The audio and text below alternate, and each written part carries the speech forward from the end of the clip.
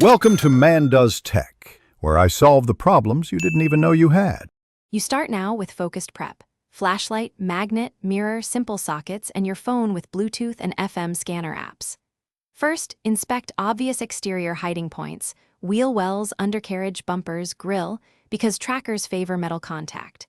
Then open doors and check under seats, center console, glove box. Make sure to note factory modules and spare wiring so you don't cut cold.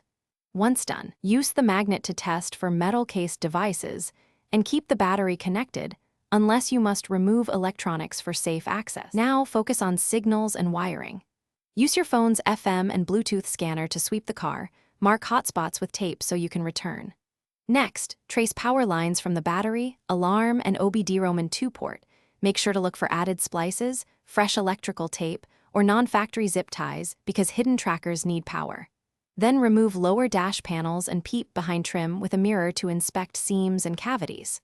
Once located, confirm signal strength to verify the device versus incidental electronics. You finish by safely removing and verifying what you found.